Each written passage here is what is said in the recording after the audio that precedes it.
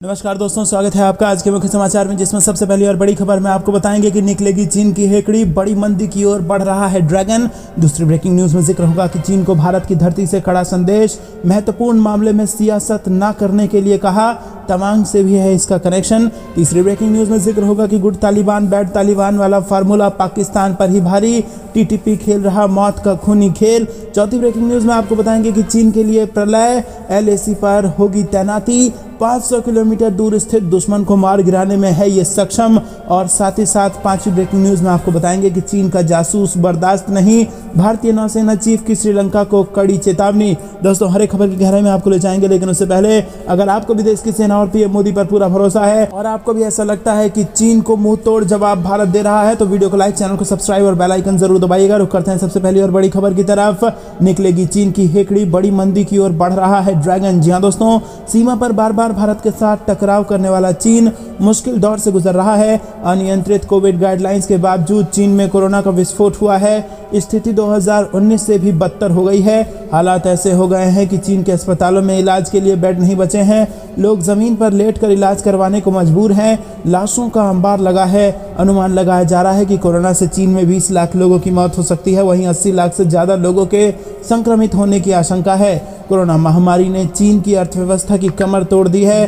कंपनियों में ताबड़तोड़ छटनियां शुरू हो गई हैं। तो वहीं विश्व बैंक ने चीन का ग्रोथ अनुमान घटा दिया है। हालत यह है कि सीमा पर बार बार धाक जमाने की कोशिश करने वाले ड्रैगन का हाल खस्ता हाल है और चीन एक बड़ी मंदी की ओर आगे बढ़ रहा है। रुक करते हैं अगली ब्रेकिंग न्यूज की तरफ। चीन को भारत की धरती से कड़ा संदेश, महत्वपूर्ण मामले में सियासत न करने के लिए कहा, तवांग से भी है इसका कनेक्शन। जी हाँ दोस्तों, दलाई लामा के उत्तराधिकारी के चयन में राजनीतिक दखलंदाजी के खिलाफ Indian Himalayan council of Nalanda Buddhist tradition ने दिल्ली में एक रिजोल्यूशन पारित करते हुए कहा है कि अगले दलाई लामा का चयन धार्मिक आधार पर होना चाहिए और इस मामले में बाहर से कोई भी दखलंदाजी मान्य नहीं होगी। देखा जाए तो बौद्ध धर्म से जुड़ी हिमालयन काउंसिल का रिजोल्यूशन चीन के लिए एक कड़ा संदेश है, जो लगातार ये दावा करता है कि दलाई लामा का अगला उत्तराधिकारी चीन से ही होगा। 20 दिसंबर को Indian Himalaya council of Nalanda Buddhist tradition की गवर्निंग काउंसिल की बैठक के दौरान इस बात की चिंता जाहिर की गई कि कुछ देश बौद्ध धर्म के आंतरिक मामलों में दखल देकर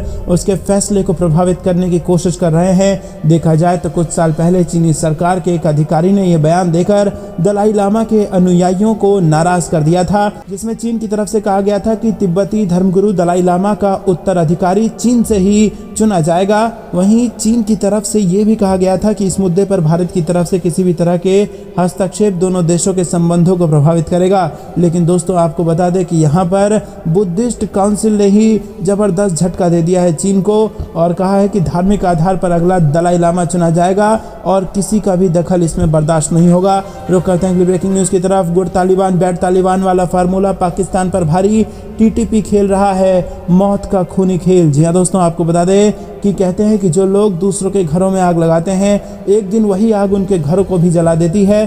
पाकिस्तान के साथ यही बात एकदम सच साबित हो रही है। पाकिस्तान की अथॉरिटी इस समय खैबर पख्तूनख्वा के बन्नू में तहरीके तालिबान के साथ वार्ता करके आतंकियों के साथ टकराव को खत्म करने की कोशिश में लगी हुई है। स्थानीय स्कूल बंद है और लोग घरों में कैद हैं। एक पुलिस स्टेशन पर बंधक संकट है और टीटीपी के आतंकियों ने इस जगह पर कब्जा कर रखा है।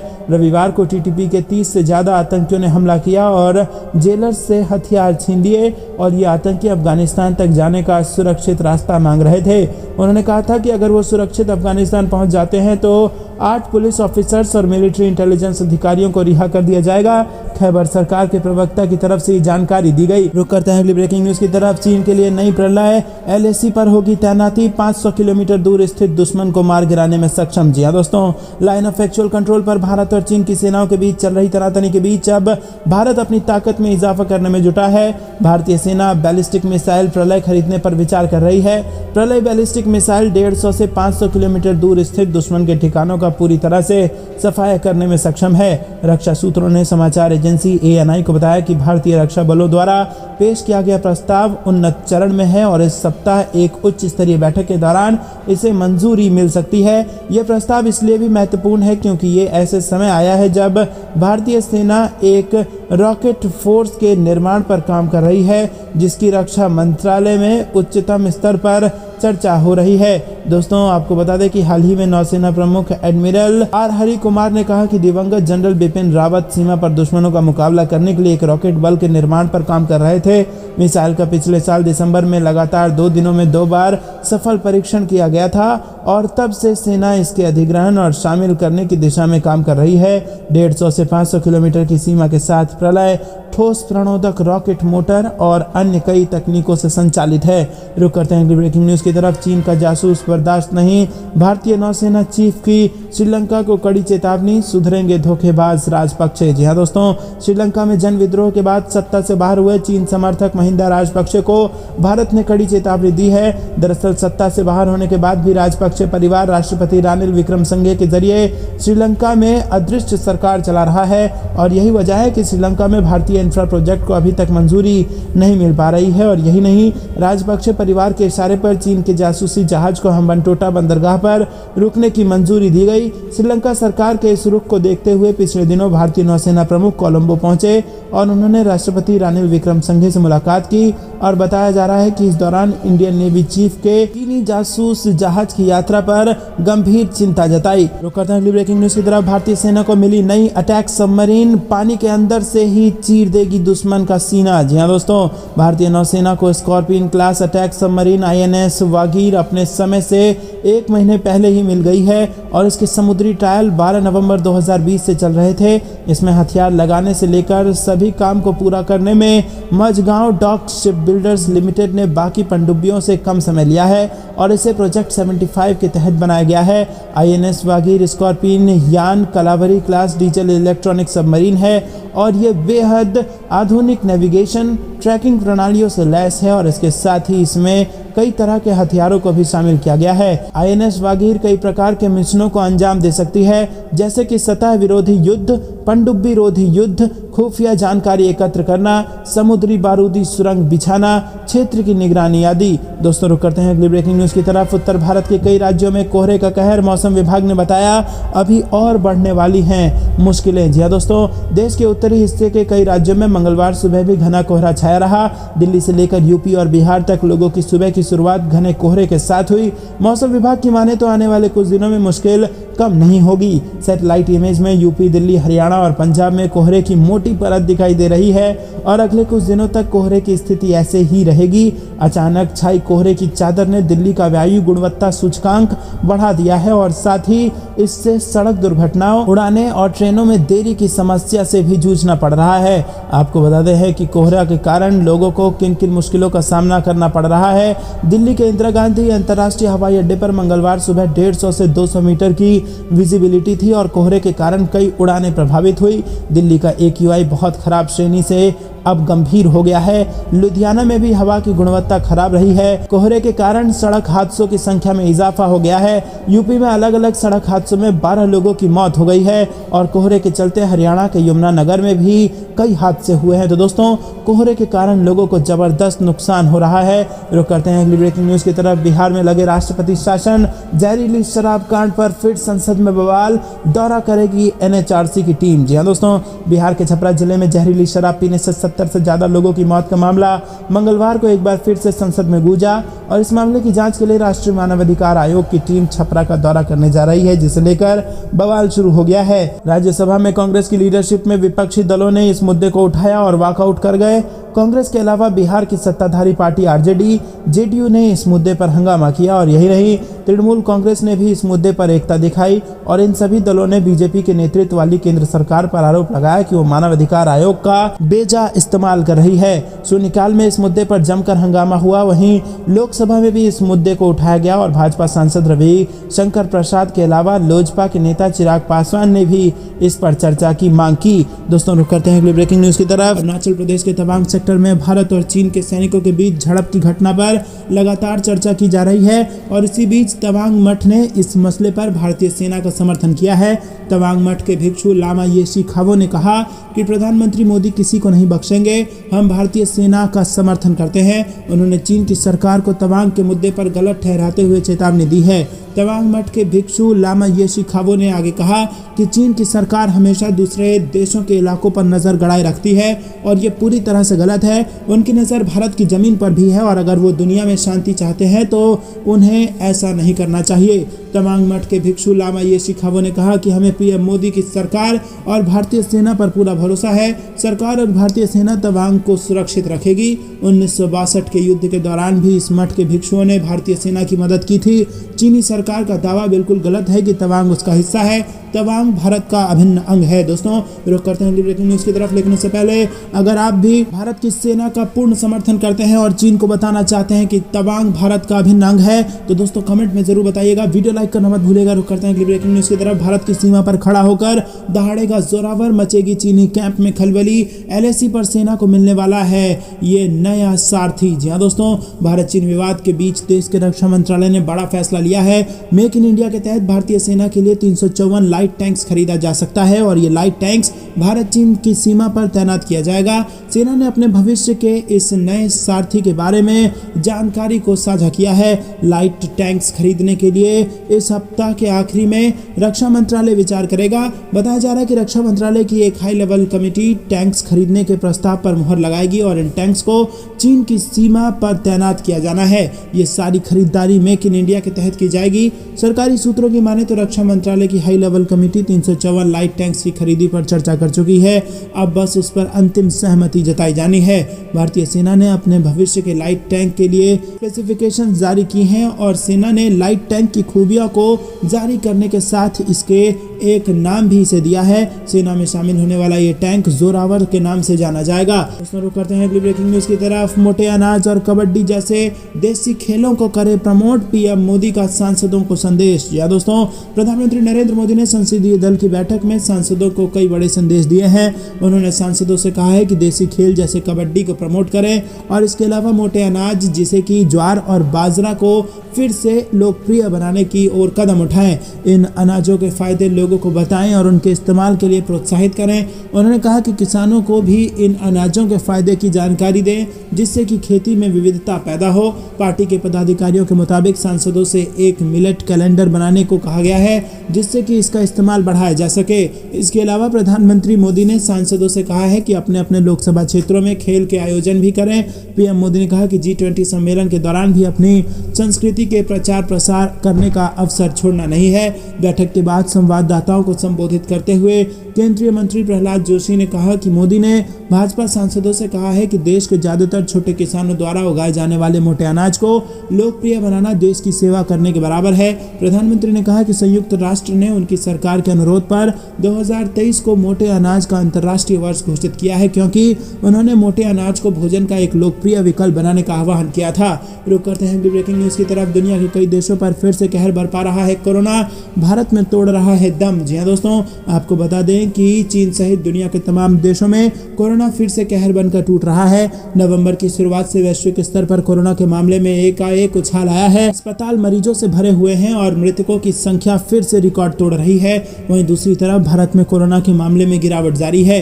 रविवार को खत्म हुए सप्ताह में देश में कोरोना के कारण सिर्फ 12 मौतें दर्ज की गई हैं। वहीं पिछले 3 दिनों से एक भी मौत का मामला सामने नहीं आया है। मार्च 2020 के बाद दैनिक मृत्यु के मामले में ये सबसे कम है। वहीं बीते सप्ताह में कोरोना के 1103 नए मामले दर्ज किए गए हैं। ये पहले लॉकडाउन 23 से 29 मार्च 2020 के बाद के सबसे कम है।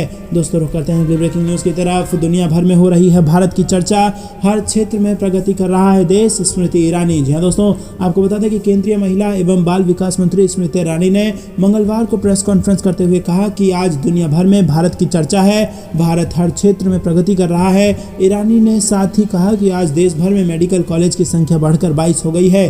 तो दोस्तों, क्या आप भी स्मृति ईरानी की इन बातों का समर्थन करते हैं? कमेंट में जरूर बताइए। वीडियो लाइक करना मत भूलिएगा। रुक करते हैं अगली ब्रेकिंग न्यूज की तरफ। सरकारी पैसे से पार्टी का ऐड, दिल्ली एलजी ने दिया आम आदमी पार्टी से 97 करोड़ रुपए वसूलने का आदेश। यहाँ दोस्तों, आपको बता दें, दिल्ली एलजी वीके सक्सेना ने राजनीतिक विज्ञापनों को सरकारी विज्ञापन के रूप में प्रकाशित करने के लिए आम आदमी पार्टी से 97 करोड़ रुपए की वसूली का आदेश दिया है।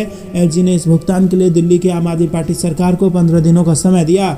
दिल्ली के एलजी वीके सक्सेना का यह आदेश सुप्रीम कोर्ट द्वारा दिए गए साल 2015 के आदेश, दिल्ली हाई कोर्ट द्वारा दिए गए साल 2016 के आदेश और 2016 के ही CCRGA के आदेश के मद्देनजर आया है। आरोप है कि दिल्ली की आम आदमी पार्टी सरकार द्वारा इन आदेशों का उल्लंघन किया जा रहा है। एलजी ने मुख्य सचिव को दिए अपने आदेश में यह भी निर्देश दिया है कि सितंबर 2016 के बाद से सभी विज्ञापनों को CCRGA को जांच और ये सुनिश्चित करने के लिए भेजा जाए कि क्या वो सुप्रीम कोर्ट द्वारा जारी दिशा निर्देशों के अनुरूप हैं। ऐसे में एलजी ने उक्त अवैध कमेटियों के कामकाज में खर्च की गई राशि को भी वसूल करने की मांग की है। साथ ही यह भी आदेश दिया है कि सितंबर 2016 से अब तक दिल्ली सरकार के सभी विज्ञापनों की एक्सपर्ट कमेटी द्वारा जांच की जाए। रुक करते हैं अगली ब्रेकिंग न्यूज की तरफ। यात्रीगण ध्यान दे, रेलवे पर भी कोहरे की मार, 260 ट्रेनें कैंसिल, 11 का रूट बदला। जी हाँ दोस्तों, आपको बता दें कि कड़ाके की सर्दी के बीच घने कोहरे की मार से रेलवे भी अछूता नहीं है। इसीलिए अगर आप सफर का प्रोग्राम बना रहे हैं तो पहले अपनी ट्रेन का स्टेटस जरूर चेक कर लें या इस खबर को जान लें। जी हाँ दोस्तों, रेलवे ने 6 राज्यों से चलने वाली 260 ट्रेनों को कैंसिल कर दिया है। साथ ही 11 का रूट बदल दिया है और 25 ट्रेनों के समय में बदलाव किया गया है। भारतीय रेल मंत्रालय की वेबसाइट के मुताबिक रेलवे ने 6 राज्यों से चलने वाली 260 ट्रेनों को कैंसिल किया। रेलवे के एक अधिकारी ने बताया कि दिल्ली, यूपी, बिहार, झारखंड, पंजाब और पश्चिम बंगाल से चलने वाली 260 ट्रेनों को रद्द किया गया है और इसके पीछे वजह कोहरा और कई जगहों पर मरम्मत कार्य है। वहीं दिल्ली, यूपी, बिहार, पंजाब और राजस्थान से चलने वाली 25 ट्रेनों के समय में बदलाव किया गया है और इसके अलावा जम्मू, पंजाब, यूपी और दिल्ली के रूट से चलने वाली 11 ट्रेनों के रूट में बदलाव कर दिया गया है। दोस्तों, रुक करते हैं अगली ब्रेकिंग न्यूज की तरफ।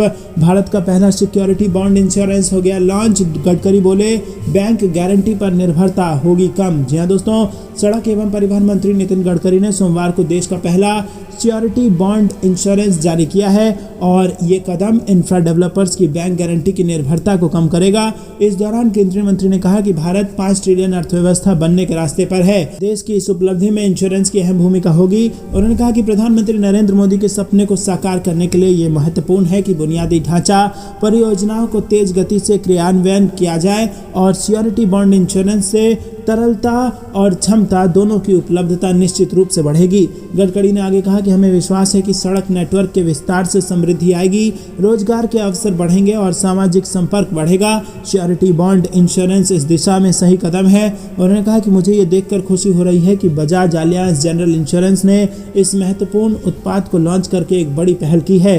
केंद्रीय मंत्री गडकरी ने कहा कि ये बॉन्ड बुनियादी ढांचा परियोजना के लिए एक सुरक्षा व्यवस्था के रूप में कार्य करेगा और कंपनी के साथ ही ठेकेदार का भी बचाव करेगा। उन्होंने कहा कि इंश्योरेंस बॉन्ड कंपनी के लिए एक जोखिम हस्तांतरण उपकरण है और ये उन नुकसानों से बचाता है जो ठेकेदारों द्वारा उनके संविदात्मक दायित्व को पूरा करने में विफल होने पर उत्पन्न हो सकते हैं। ये उत्पाद कंपनी को गारंटी का एक अनुबंध देता है कि संविदात्मक शर्तें और अन्य व्यावसायिक सौदे शर्तों के अनुसार संपन्न होंगे और यदि ठेकेदार अनुबंध की शर्तों को पूरा नहीं करता है तो कंपनी जमानती बॉन्ड पर दावा कर सकता है और अपने नुकसान की वसूली कर सकता है। रुक करते हैं ब्रेकिंग न्यूज की तरफ। गांधी के बयान पर एस जयशंकर का तंज, कहा है एलएसी पर अब तक की सबसे बड़ी सैन्य तैनाती। जी हाँ दोस्तों, विदेश मंत्री एस जयशंकर ने चीन को लेकर कांग्रेस नेता राहुल गांधी के बयान पर तंज कसा है। जयशंकर ने कहा कि भारतीय सेना राहुल गांधी के आदेश पर एलएसी पर नहीं है। इससे पहले राहुल गांधी ने कहा था कि सरकार सो रही है। इंडिया टुडे के एक कार्यक्रम में बोलते हुए जयशंकर ने कहा कि भारत ने चीनी तैनाती का मुकाबला करने के लिए एलएसी पर अब तक की सबसे बड़ी तैनाती कर रखी है, जिसे 2020 के बाद से बढ़ाया गया था। वहीं विदेश मंत्री जयशंकर ने टाइम्स ऑफ इंडिया को बताया कि सेना को एलएसी में एक तरफा परिवर्तन की किसी भी प्रयास का मुकाबला करने के लिए तैनात किया गया है, जो कि भारतीय सेना की प्रतिबद्धता है। अगर हम इनकार कर रहे थे तो सेना को वहां तैनात नहीं किया जाएगा। सीमा पर सैनिकों की बढ़ती संख्या को तैनात करने के भारत के रुख का बचाव करते हुए जयशंकर ने कहा कि भारत किसी भी देश को एलएसी की यथास्थिति को एक तरफा बदलने की अनुमति नहीं देगा। विदेश मंत्री की टिप्पणी ऐसे समय आई है जब दोनों देश अरुणाचल प्रदेश के तवांग में 9 दिसंबर की झड़प के बाद गतिरोध में लगे हुए हैं। और इस बीच राहुल गांधी ने पहले कहा था कि चीन युद्ध की तैयारी कर रहा है और भारत सरकार सो रही है। इससे पहले राहुल गांधी ने कहा कि मैं चीन के खतरे को बहुत स्पष्ट रूप से देख सकता हूं। मैं पिछले 2-3 साल से इस पर स्पष्ट हूं, लेकिन सरकार इसे छिपाने और नजरअंदाज करने की कोशिश कर रही है। इस खतरे को ना तो छुपाया जा सकता है और ना ही नजरअंदाज किया जा सकता है। रुक करते हैं अगली ब्रेकिंग न्यूज की तरफ। देख ले दुनिया, पीएम मोदी की बात सुन पुतिन ने छोड़ा यूक्रेन पर परमाणु हमले का प्लान, अमेरिका ने माना। जी हां दोस्तों, यूक्रेन मामले पर भारत की कूटनीतिक रणनीति को अमेरिका ने सराहा है। सेंट्रल इंटेलिजेंस एजेंसी यानी कि CIA प्रमुख बिल बर्न्स ने कहा है कि प्रधानमंत्री नरेंद्र मोदी के विचारों का रूस के फैसलों पर असर रहा है। बर्न्स के अनुसार पीएम मोदी ने बार बार परमाणु हथियारों के इस्तेमाल को लेकर चिंता जताई। मोदी और चीन के राष्ट्रपति शी जिनपिंग की बातें रूसी राष्ट्रपति व्लादिमीर पुतिन का मन बदलने में कामयाब रही। बर्न्स ने PBS को दिए इंटरव्यू में कहा कि मुझे लगता है कि शी जिनपिंग और भारत में प्रधानमंत्री मोदी ने परमाणु हथियारों के इस्तेमाल को लेकर चिंता जताई।